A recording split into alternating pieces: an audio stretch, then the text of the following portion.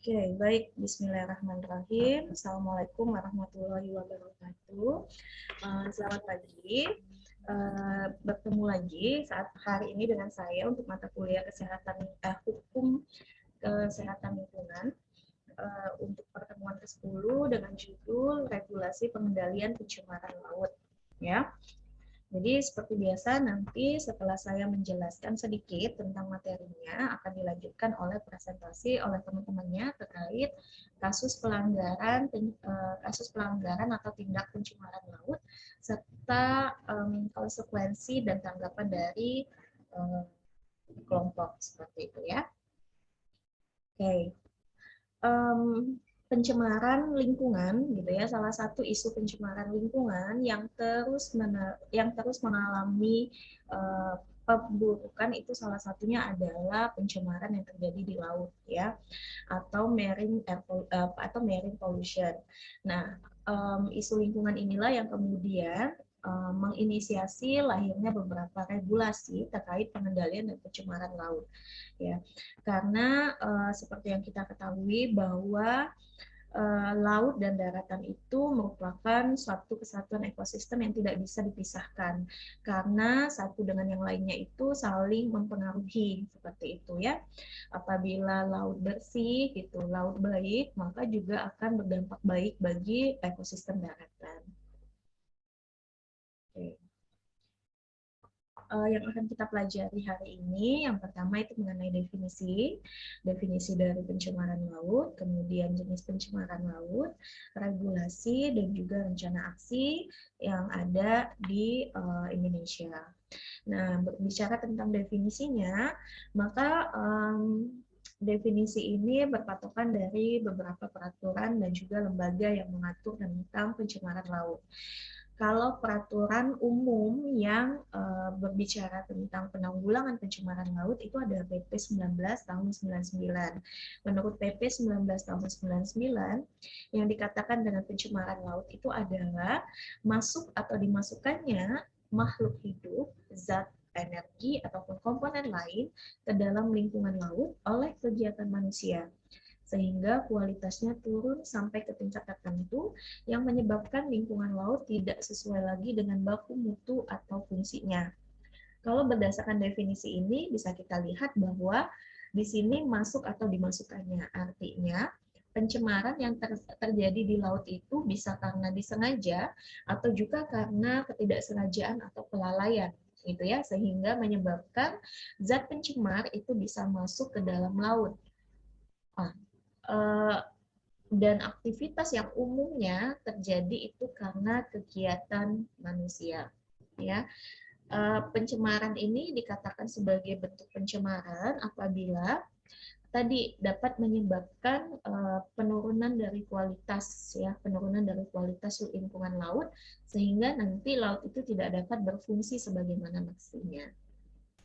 Nah, berdasarkan KKP atau Kementerian Kelautan dan Perikanan yang dikatakan pencemaran di lingkungan laut atau pollution of the marine environment itu adalah dimasukkannya pencemar oleh manusia secara langsung maupun tidak langsung ke dalam lingkungan laut yang dapat mengakibatkan dampak buruk sedemikian rupa sehingga menyebabkan kerusakan pada keberlangsungan hidup laut, sehingga dapat berbahaya baik bagi kesehatan manusia, gangguan terhadap kegiatan di laut, termasuk juga penangkapan ikan. Ada hal yang perlu kalian highlight dari definisi ini, yaitu di mana proses masuk atau dimasukkannya suatu zat pencemar yang ke dalam laut itu karena kegiatan manusia. Ya, berbeda dengan definisi pencemaran lainnya. Jika kalian lihat ya, misalnya pencemaran udara saja atau pencemaran yang lain gitu ya, masuk atau dimasukkannya zat karena kegiatan manusia atau peristiwa alam ya, seperti kalau di udara itu karena letusan gunung berapi gitu ya, oleh kebakaran hutan yang tidak disebabkan oleh manusia. Nah, itu juga dapat menyebabkan yang terjadinya pencemaran udara. Tetapi pada pencemaran lingkungan laut atau pencemaran laut ini yang menyebabkan sebagian besar dari zat pencemar bisa masuk ke dalam lingkungan laut dan menyebabkan pencemaran itu adalah kegiatan manusia. Ya. Oke, nih. eh, Jenis pencemaran ya, kalau kita lihat dari pencemar yang ada di laut gitu, maka ada banyak atau ada beberapa jenis pencemar laut. Yang pertama itu adalah tumpahan minyak atau oil spill gitu ya, yang biasanya terjadi baik itu karena adanya kebocoran pada kilang minyak yang ada di lautan, kemudian kebocoran dari misalnya kapal pembawa minyak, atau misalnya kecelakaan dari kapal baik yang membawa minyak maupun yang bukan membawa minyak. Biasanya juga dapat menyebabkan terjadinya tumpahan minyak atau oil spill. Yang kedua itu ada sampah laut atau marine debris. Marine debris ini menjadi salah satu jenis pencemar laut terbesar baik yang ada di Indonesia maupun lautan yang ada di seluruh dunia. Selain kedua hal tersebut, ada juga jenis pencemar laut yaitu dumping atau pembuangan sampah secara sengaja, gitu ya. Jadi ini biasanya dilakukan oleh manusia yang tinggal di sekitar badan air. Kenapa saya bilang badan air? Karena biasanya ini tinggal di apa dilakukan oleh mereka yang tinggal di badan air, baik itu sungai dan juga laut. Jadi tidak hanya mereka yang tinggal di pinggir laut. Mereka yang tinggal di pinggir sungai juga suka melakukan yang namanya pembuangan sampah secara open dumping, gitu ya, langsung ke badan air. Meskipun misalnya awalnya buangnya hanya sedikit, buangnya hanya di sungai, namun um, karena adanya pergerakan dari air, sampah-sampah yang dibuang dari anak sungai, kemudian atau pesisir pantai itu kemudian dapat terbawa sampai ke lautan. Selanjutnya jenis pencemaran laut itu juga dapat terjadi akibat dampak dari kecelakaan kapal yang bermuatan tambang non minyak di laut. Jadi beberapa kapal bermuatan tambang ya, seperti misalnya pasir, buat bermuatan juga logam gitu ya. Nanti kita lihat persentasenya ya, bahwa juga cukup banyak sekali pencemaran laut yang diakibatkan oleh bahan tambang non minyak gitu ya, yang penyebab langsungnya itu karena adanya kecelakaan kapal atau pembuangan limbah secara sengaja ya, pencemaran limbah industri seperti itu. Nih, ini yang saya bilang tadi, jika berbicara tentang komposisi ya, kebanyakan dari jenis pencemar laut, maka sebagian besar atau 40 atau lebih dari 41%-nya itu adalah debris marine atau sampah ya, atau sampah laut. Nah, untuk jenis sampah laut sendiri itu 41%-nya didominasi oleh sampah plastik. Ya. Selain itu, pencemar-pencemar yang ada di laut itu ada sekitar 2%-nya adalah logam. Ini yang biasanya umumnya terjadi karena adanya kecelakaan oleh kapal yang bermuatan tambang atau sisa dari hasil industri yang dibuang langsung ke sungai atau ke badan air atau ke lautan, itu menyebabkan tingginya kadar logam dalam perairan yang tidak semestinya. Kemudian 19% berupa sampah dari kayu, 1% dari kaca dan keramik, 6% dari karet, 1% kain, dan 29% bahan lainnya.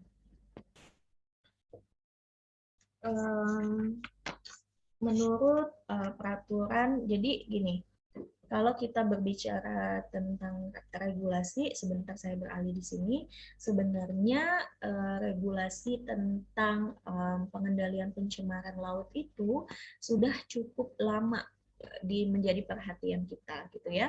Untuk Kemenlh sendiri atau Kementerian Lingkungan Hidup dari tahun 1996 sudah membuat suatu peraturan tentang upaya pengendalian pencemaran laut ya, seperti misalnya Kemenlh nomor 45 tahun 96 tentang program pantai lestari. Kemudian Kemenlh 4 2001 untuk kriteria baku kerusakan terumbu karang. Karena ini juga salah satu bentuk reaksi pemerintah terhadap dampak dari pencemaran di lautan ya. Kemudian ada Cap Bapedal nomor 4721 tentang pedoman pengukuran kondisi terumbu karang. Kemudian ada tentang baku mutu air laut, tentang kriteria baru kerusakan dan pedoman penentuan status padang lamun. Jadi padang lamun itu adalah padang tumbuhan laut yang ada di dalam padang tumbuhan yang ada di dalam laut. Kemudian kriteria baku pedoman penentuan kerusakan mangrove ya.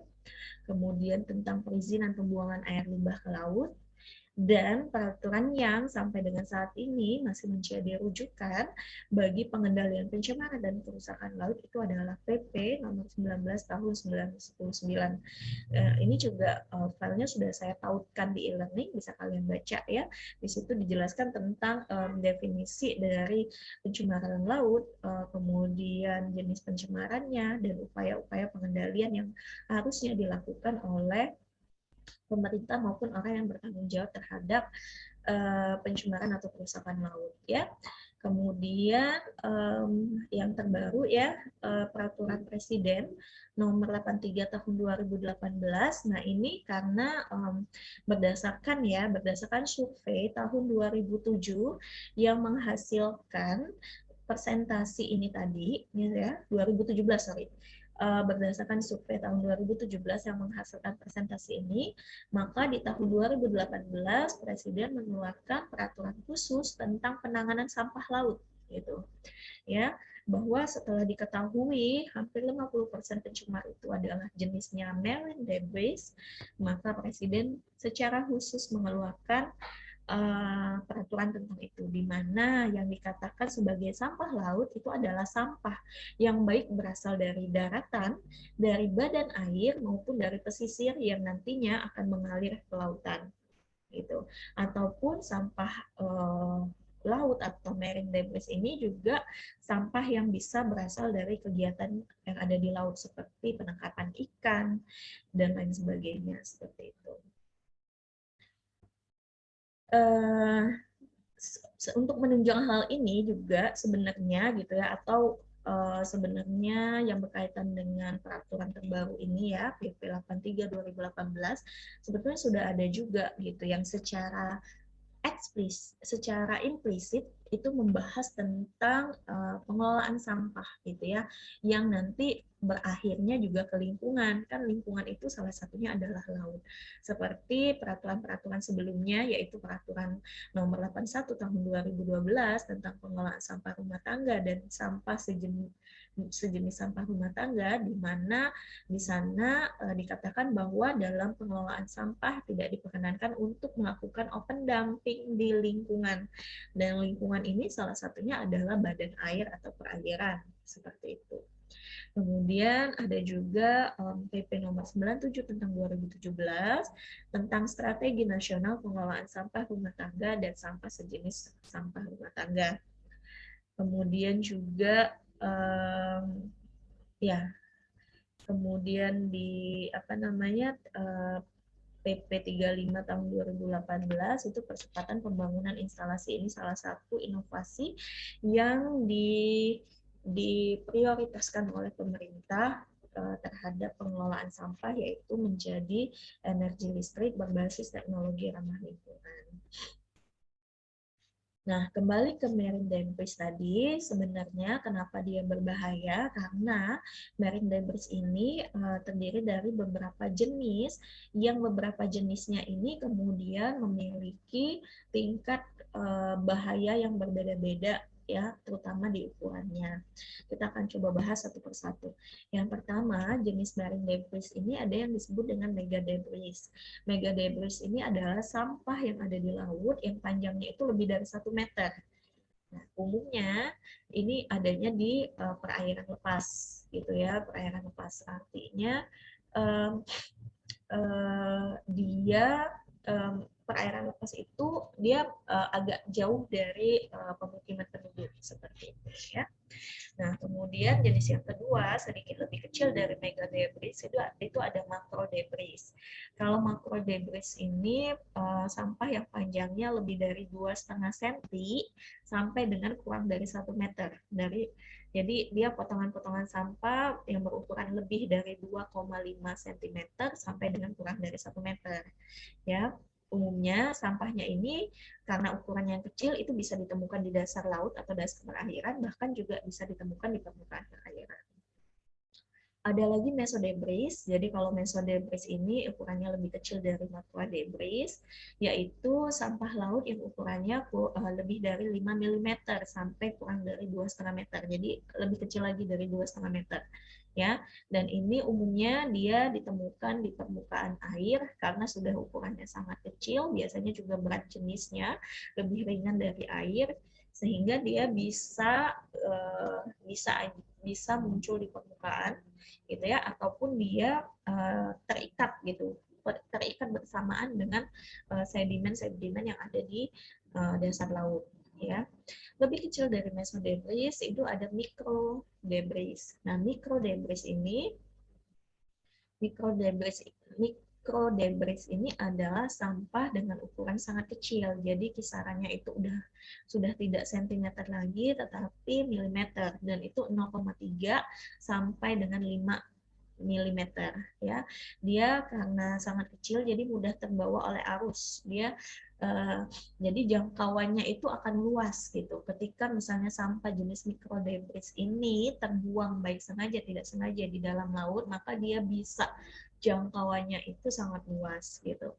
Dan karena ukurannya yang sangat kecil, maka dia sangat berbahaya, bisa mudah masuk ke dalam tubuh organisme laut seperti ikan dan kura-kura gitu ya. Dan ketika masuk ke dalam tubuh, karena dia merupakan toksikan, dia juga merupakan suatu zat yang tidak bisa dicerna gitu ya oleh makhluk hidup, maka nanti akan menyebabkan adanya akumulasi di dalam tubuh dari si makhluk hidup yang memakan ini tadi gitu ya. Kita tahulah karena apabila toksikan itu masuk ke dalam tubuh maka akan menyebabkan beberapa permasalahan kesehatan ya. Ikan-ikan atau organisme laut yang kemudian menjadi sakit tentunya juga akan berdampak terhadap ekosistem gitu ya, maupun jaring-jaring makanan yang ada di jaring atau rantai makanan yang ada di perairan atau laut seperti itu. Selanjutnya ada nanodebris. Jadi kalau nanodebris ini ukurannya lebih kecil lagi dari mikrodebris, ya. Jadi kalau misalnya mikrodebris ini bisa masuk ke dalam tubuh hewan, kalau nanodebris bisa masuk lagi ke dalam, bahkan sampai ke istilahnya ke beberapa organ tubuh yang lebih kecil gitu ya. Nah, yang ini juga kedua jenis marine debris inilah yang kemudian sering menjadi permasalahan atau perhatian dari para pemerhati pencemaran laut yang ada di Indonesia maupun di dunia seperti itu. Oke, sebelum ke sana saya sedikit mau kasih sebuah cuplikan video ke kalian sebentar. Bentar ya, mudah-mudahan.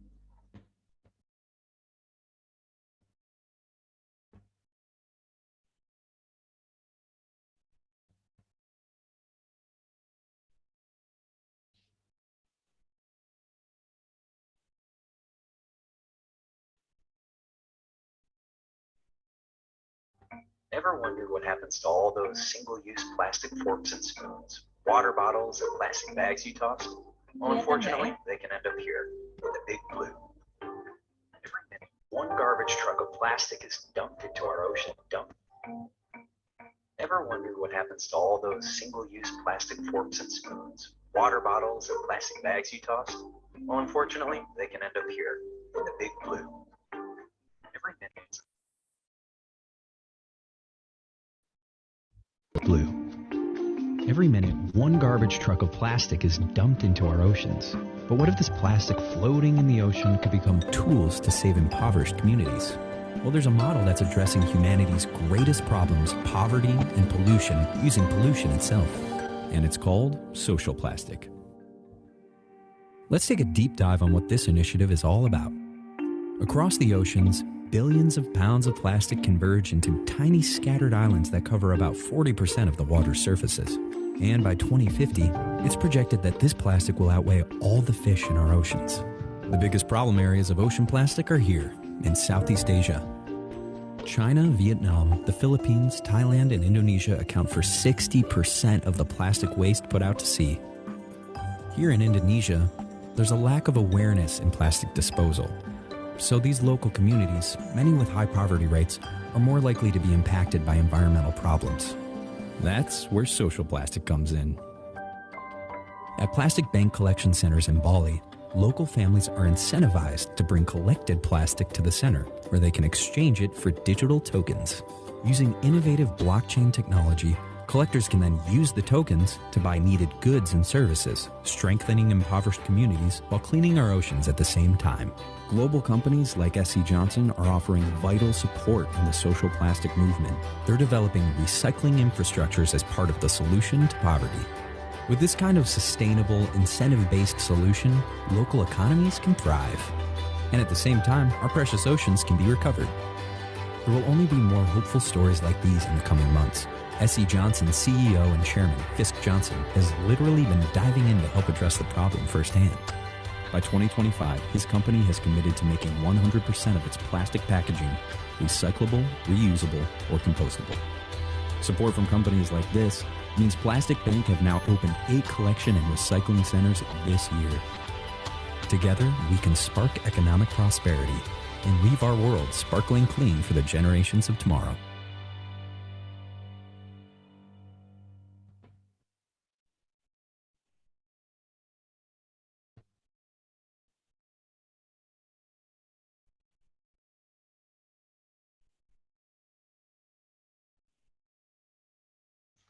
Oke.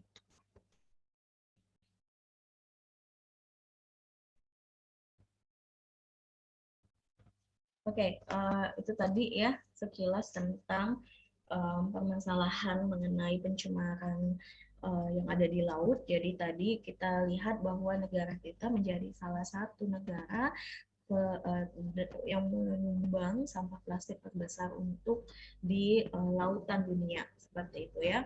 Dan tadi lihat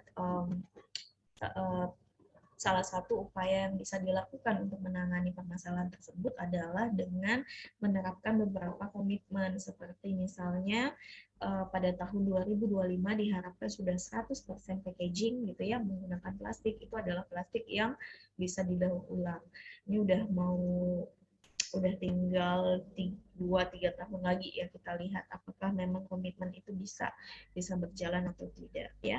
Selain itu tentunya diminta untuk mendukung hal tersebut adanya regulasi atau komitmen dari kebijakan. Kalau kita lihat di sini sebenarnya kebijakan atau strategi nasional tentang yang ada adalah tentang pengelolaan sampah. Artinya apa? Tentang pengelolaan di hulu gitu, di akhir seperti itu ya. Tetapi pengelolaan di tingkat awal itu belum terlihat ya, kebijakan tentang pengelolaan di sumbernya gitu, penanganan terhadap sumbernya itu belum terlihat. Misalnya tentang tadi kebijakan penggunaan bahan dari pembungkus makanan dan sebagainya seperti itu ya. Itu yang mungkin bisa menjadi PR atau salah satu perhatian kita terhadap upaya pengendalian pencemaran dan kerusakan laut ya. Nah, selain itu juga untuk mendukung hal ini ada beberapa gerakan nasional yang dicanangkan yang dikenal dengan istilah gerakan aksi nasional. Ada 5 gerakan aksi nasional di sini, seperti misalnya gerakan nasional sebentar ya.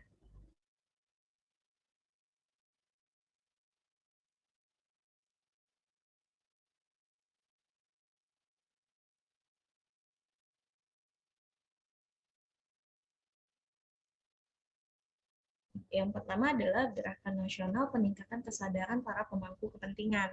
Ini yang saya bilang tadi, gerakan nasional ini harus komprehensif. Jadi harus mulai dari hulu sampai dengan hilir gitu ya. Dari hulu ini artinya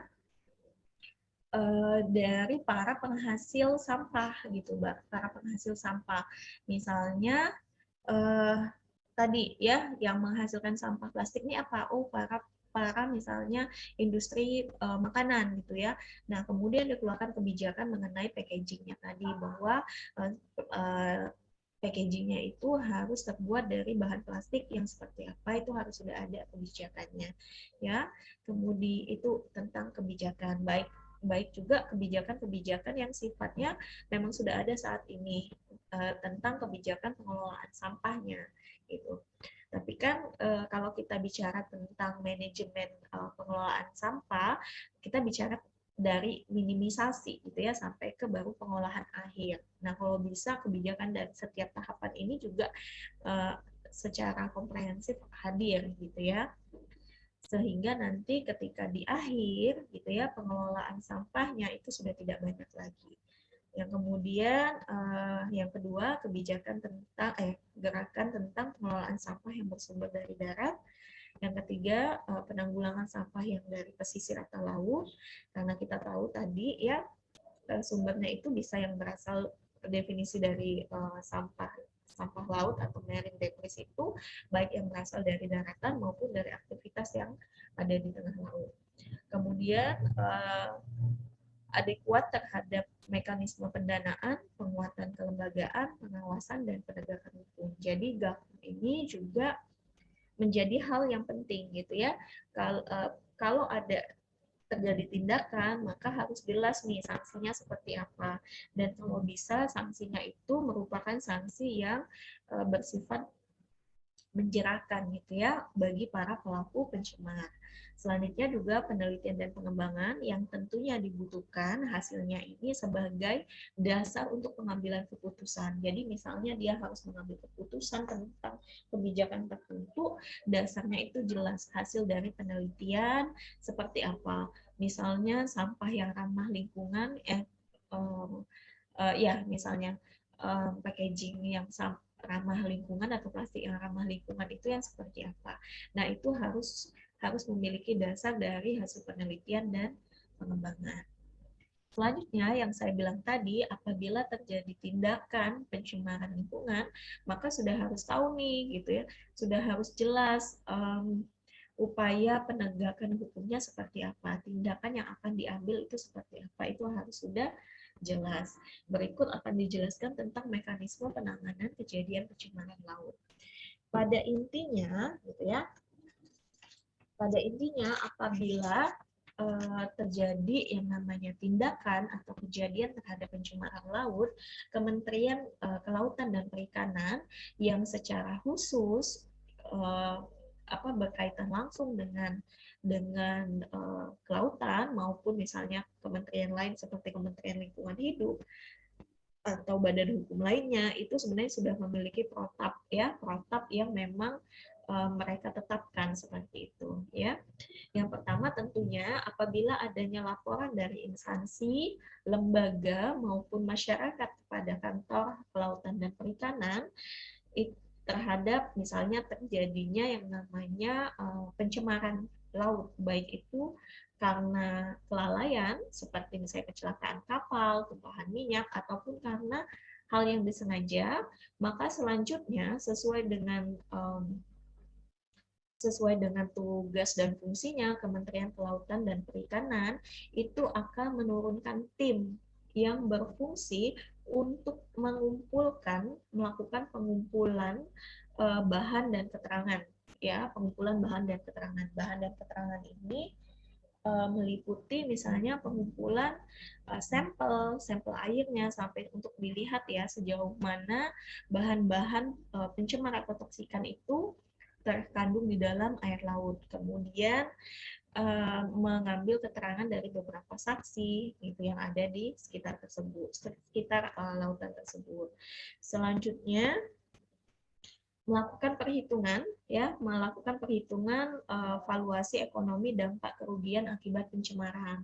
Jadi di sini tim tadi juga melakukan perhitungan dampak kerugian ya melalui koordinasi internal dengan seluruh unit ya, dengan seluruh unit yang ada di kantor kesehatan, yang ada di Kementerian Kelautan dan Perikanan tentang kerugian akibat pencemaran yang kemudian dikonversi ke dalam valuasi ekonomi. Kenapa? Karena ini penting, ya.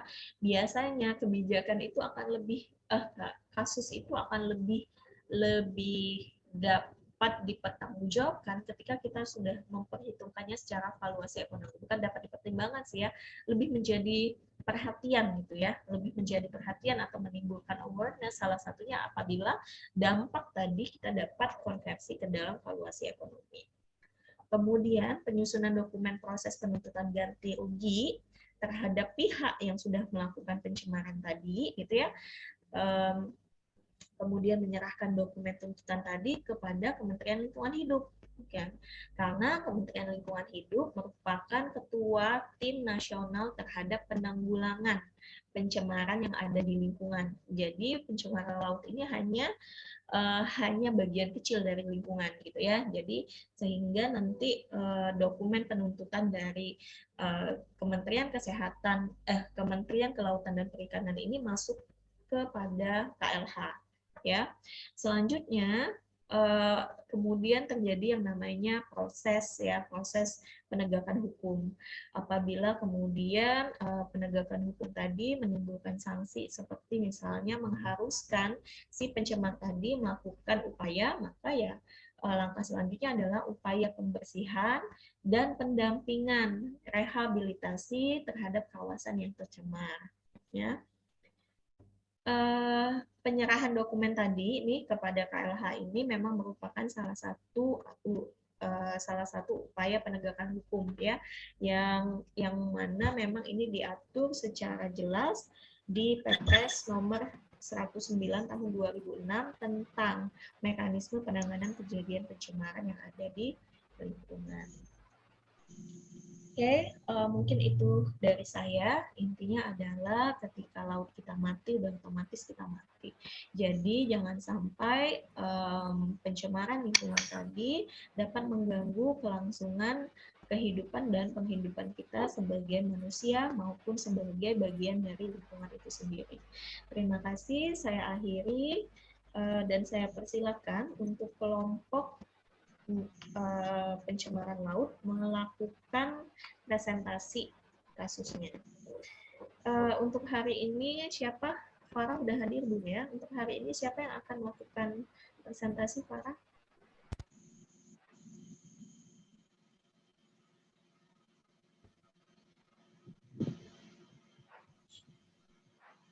Ya, halo Farah. Iya, Bu. Siapa yang akan melakukan presentasi hari ini? Kelompok 7 dan kelompok 8, Bu. Kelompok 7 itu ada Fatimah Lutfinawati. Silakan kelompok 7. Ada yang mau ditanyakan, saya persilakan juga yang mau bertanya sambil menunggu persiapan dari kelompok 7. Kita tinggal 2 kelompok lagi ya, di depan ya, tentang tidak biasa.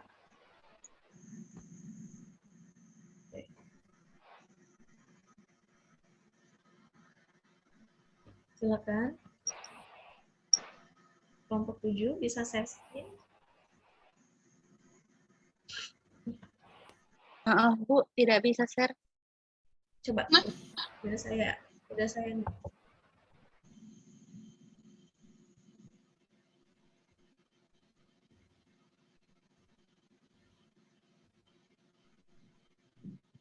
saya.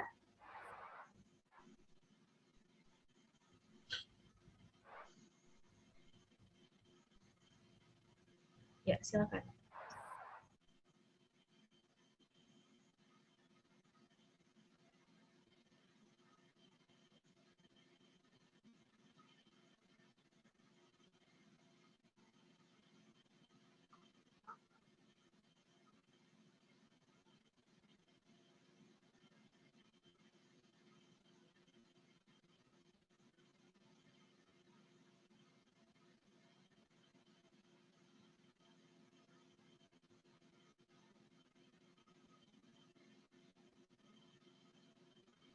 Silakan kelompok 7.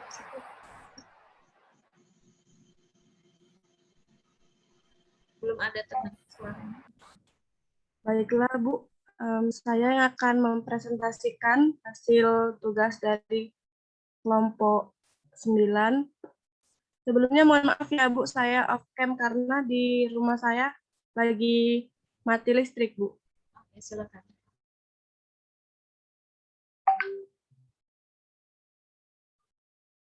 Bu, maaf sebelumnya ini kelompok 7 ya, Bu. Ini salah ketik kelompoknya. Oke, ya. Pencemaran dan kerusakan laut. Next.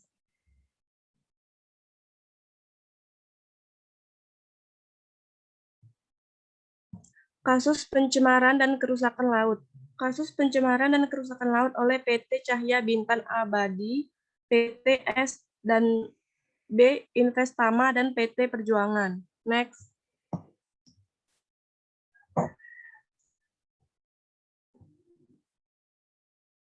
Daftar isi, yang pertama itu ada deskripsi masalah, yang kedua ada pelanggaran yang dilakukan, yang ketiga hukum yang dilanggar, yang keempat pendapat tentang hukuman yang diterima, yang kelima pendapat tentang hukuman yang sesuai.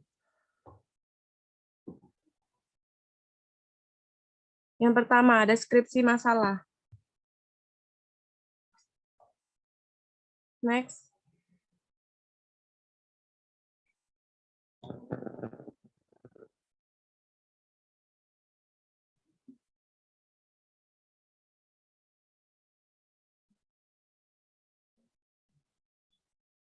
Pada pertengahan tahun 2008, terjadi kasus pencemaran laut di pesisir pantai Senggarang, Kota Tanjung Pinang, akibat daripada kegiatan pertambangan batu bauksit dan penimbunan dermaga oleh PT Cahya Bintang Abadi, PT S dan B Investama, dan PT Perjuangan.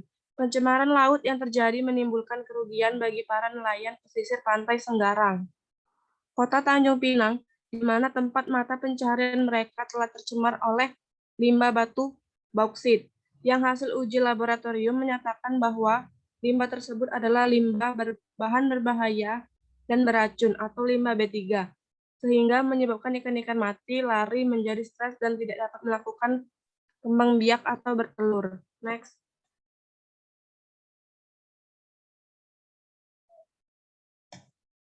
Pelanggaran yang dilakukan.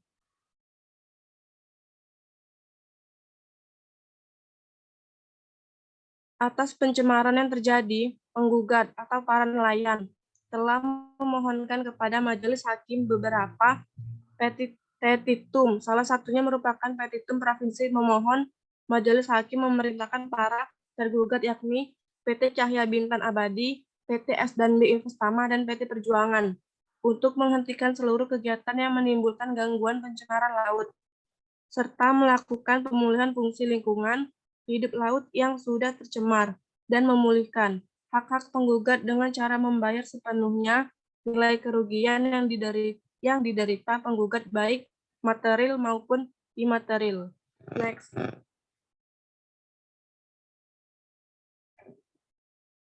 Hukum dan aturan yang dilanggar.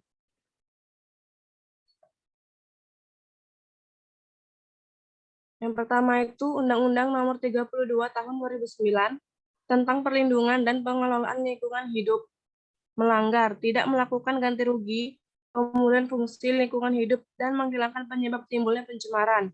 Aktivitas penimbunan dan penambang batu bauksit menimbulkan dampak yang serius terhadap lingkungan. Selanjutnya ada PP Nomor 19 Tahun 1999 tentang pengendalian dan kerusakan laut, melanggar, membuang limbah B3 ke laut tidak memenuhi baku mutu limbah. Perda Provinsi Kepulauan Riau Nomor 4 Tahun 214 tentang perlindungan dan pengelolaan lingkungan hidup, melanggar, tidak memiliki izin pembuangan limbah ke laut. Next.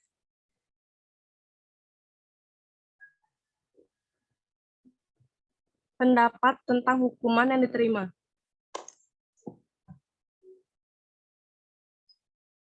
Yang pertama, ada hukuman yang diterima. Dalam putusan, hakim hanya memutus bahwa perbuatan para tergugat merupakan perbuatan melawan hukum, sehingga para tergugat harus membayar ganti rugi secara material dan imaterial kepada para penggugat.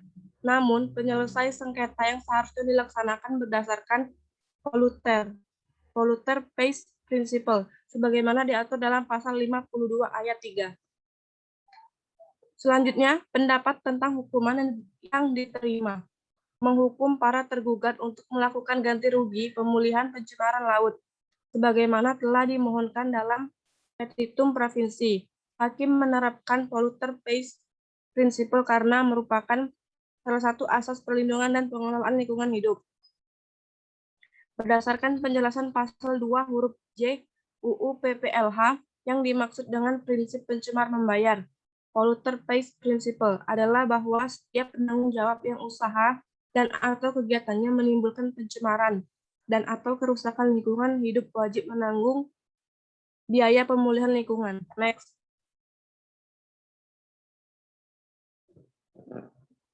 Yang kelima, ada pendapat tentang hukuman yang sesuai.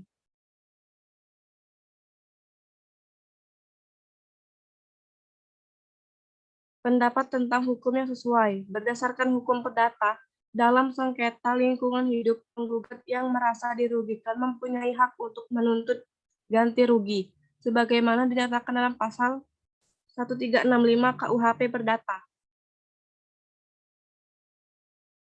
Terima kasih. Sekian Ibu presentasi dari saya. Apakah ada yang ingin ditanya? Ya, silakan jika kelompok lain ada yang ingin ditanyakan dengan kelompok 7.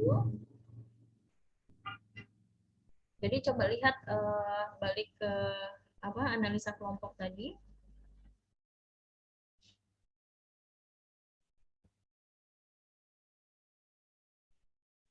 Dia sampai ke sudah B3 ya, yang ada di pencemaran yang dilakukan gitu ya. Ini dari proses produksinya atau pembuangan limbahnya? Dari proses produksi atau pembuangan limbahnya nih? Dari pembuangan limbahnya, Bu. Dari limbahnya yang memang sengaja dibuang ke ini ya. Oke, silakan ke bawah lagi. Sampai ke merusak ininya ya, plasmanispa ya. Jadi sampai ke proses berkembang biaknya. Oke. Menurut kelompok, pelanggaran yang dilakukan. Coba lagi. Next.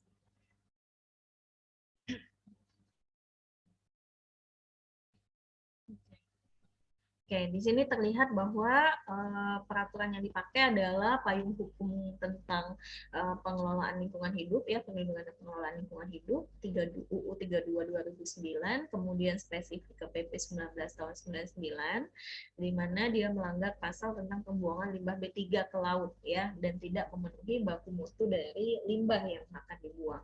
Kemudian secara spesifik juga Provinsi Riau gitu ya membuat perda tentang perlindungan dan pengelolaan lingkungan hidup, di mana salah satu yang dilanggarnya itu adalah izin pembuangan limbah ke lautnya ya, yang tidak ada izin ya, jadi dianggap melakukan pelanggaran. Oke, kemudian dari pelanggaran ini sanksi yang diberikan seperti apa?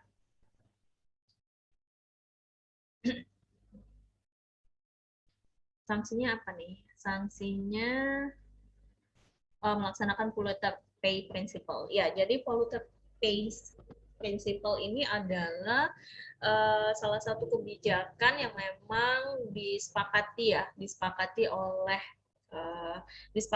oleh seluruh dunia, bahwa ini adalah salah satu kewajiban yang harus dikeluarkan oleh si pembuat cemaran gitu, atau pembuang sampah gitu ya. Jadi kemudian hanya membayar ya.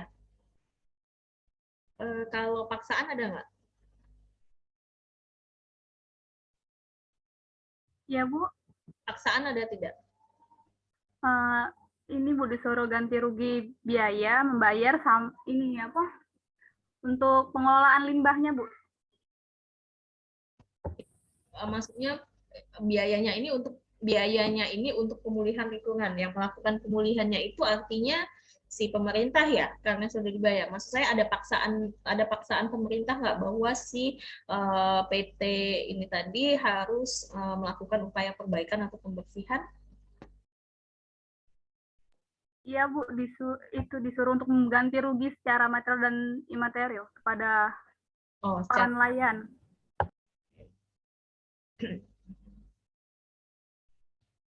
Oke, selanjutnya.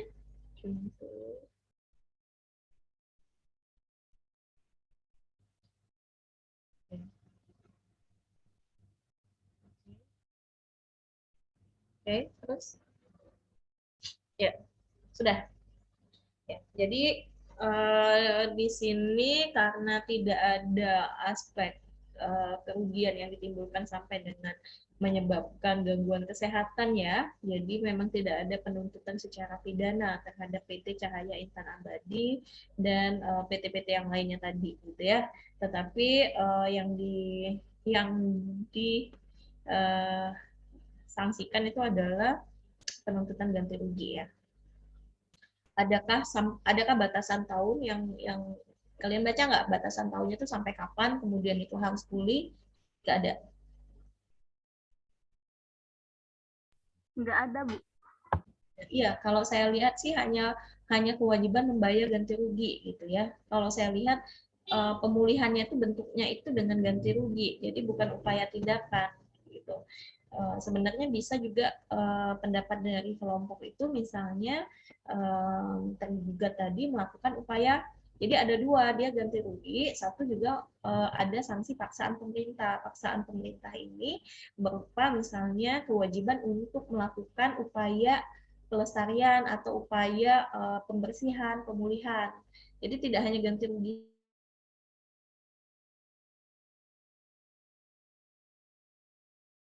Baik Bu. Jadi tidak hanya ganti rugi saja, tetapi ada paksaan pemerintah berupa pemulihan lingkungan seperti itu ya. Oke, baik. Ada pertanyaan? Kalau tidak ada pertanyaan, kita beralih ke kelompok selanjutnya. Silakan kelompok 8.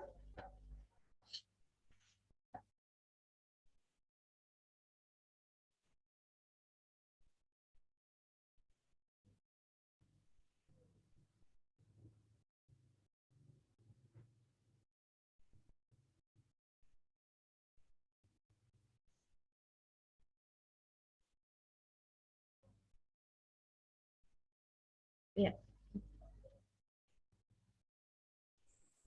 Ya, Ibu izin untuk menyampaikan presentasinya. Ya, silakan. Boleh ditolong full screen?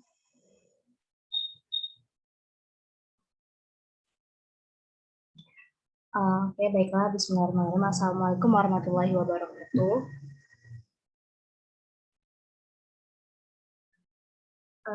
Selamat pagi teman-teman sekalian dan Ibu Dwi. Jadi hari ini kami kelompok 8 akan mempresentasikan mengenai kasus pencemaran dan kerusakan laut akibat tumpahan minyak dan gas proyek Pertamina di Laut Jawa. Adapun anggota dari kelompok 8 ialah ada saya sendiri, Febi Marensia, R.A. Nadia Ulfa, Sinta Permata Mahmuda, Siti Farah Hairunisa, Elva Sari, Laura Aptarena, dan juga Rizka Intan Mulansari. Boleh tolong di slide. Adapun outline yang akan kami bahas pada hari ini ialah mengenai deskripsi masalah, pelanggaran yang dilakukan, hukum atau aturan yang dilanggar, pendapat tentang hukum yang diterima, dan yang terakhir ialah pendapat tentang hukum yang sesuai.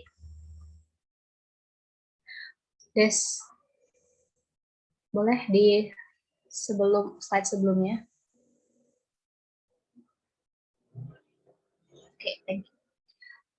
Untuk deskripsi masalah, pada tanggal 15 Juli Pertamina mengeluarkan status darurat dengan bersurat ke SK Kamigas dan Kementerian ISDM akibat semburan gas dan minyak di sumur lepas pantai YYA 1 milik Pertamina Hulu Energi di Blok Migas ONWJ yang terjadi pada tanggal 12 Juli. VP Corporate Communication Pertamina VP Corporate Relations Pertamina, Fajriyah Usman, mengatakan belum bisa menyebutkan penyebab kebocoran dari minyak dan gas karena proses investigasi masih berlanjut. Dan indikasi sementara karena terjadinya sesuatu hal atau karena anomali tekanan gas saat pengeboran sumur tersebut sehingga menyebabkan gelembung gas. Dalam waktu 3 hari, tumpahan minyak sampai ke pinggir pantai yang menyebabkan setiap harinya warga-warga itu harus membersihkan ribuan karung tumpahan minyak yang sampai ke pesisir pantai. Boleh tolong next slide. Nah, jadi untuk pelanggaran yang telah dilakukan dalam kasus ini ialah yang pertama melakukan pencemaran pada Laut Jawa akibat tumpahan minyak. Yang kedua adalah membuat ikan dan udang mati secara perlahan. Dan yang terakhir ialah pelanggaran mengenai tumpahan minyak Pertamina mengakibatkan ekosistem pada hutan mangrove itu rusak dan juga mati. Selanjutnya akan disampaikan oleh teman saya. Baik, selanjutnya yaitu adalah hukum yang dilanggar. Yang pertama, Peraturan Presiden Nomor 109 Tahun 2006 tentang penanggulangan keadaan darurat tumpahan minyak di laut.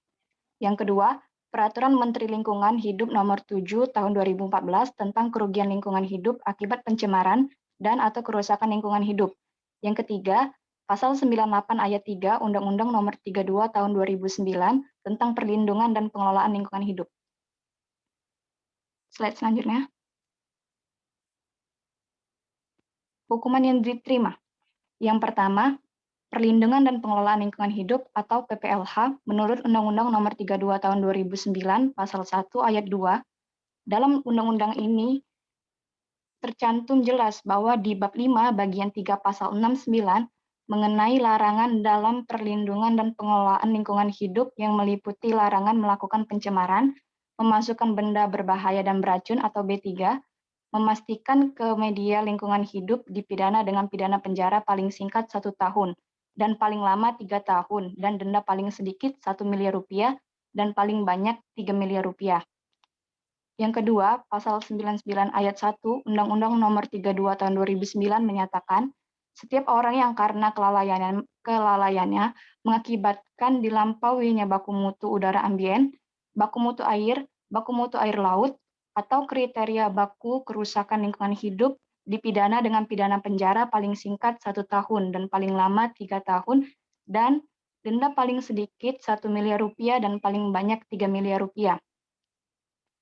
Hukuman yang diterima selanjutnya yaitu apabila perbuatan sebagaimana maksud ayat 1 mengakibatkan orang luka atau bahaya kesehatan manusia dipidanakan dengan pidana penjara paling singkat 2 tahun dan paling lama 6 tahun dan denda paling sedikit 2 miliar rupiah dan paling banyak 6 miliar rupiah.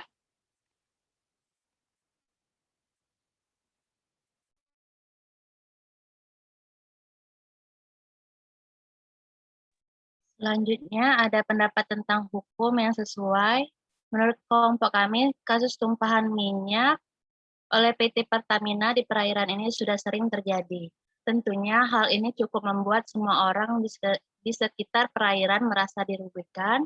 Belum lagi dampak yang ditimbulkan cukup banyak, yaitu terganggunya kehidupan hewan-hewan di perairan itu sendiri. Berdasarkan Undang-Undang Perlindungan dan Pengelolaan Lingkungan Hidup, harus ada pertanggungjawaban pidana atau bisa juga perdata. Gugatan perdata meliputi kerugian material yang diderita warga terdampak, kerusakan ekosistem, dan kerugian pemulihan. Pertamina sendiri, pemerintah daerah dan pemerintah pusat suka tidak suka harus menanggulangi terkait permasalahan tersebut. Memang mereka sudah membayar kompensasinya dan pemulihannya. Mengingat bahwa tumpahan minyak baru-baru ini telah menyebabkan kerugian pada lebih dari 1.000 nelayan, kompensasi yang diberikan oleh PT Pertamina diperkirakan akan berjumlah besar. Selain itu, penduduk setempat yang tinggal di sekitar perairan Karawang kehilangan mata pencarian mereka sebagai nelayan karena lahan perikanan tercemar oleh tumpahan minyak.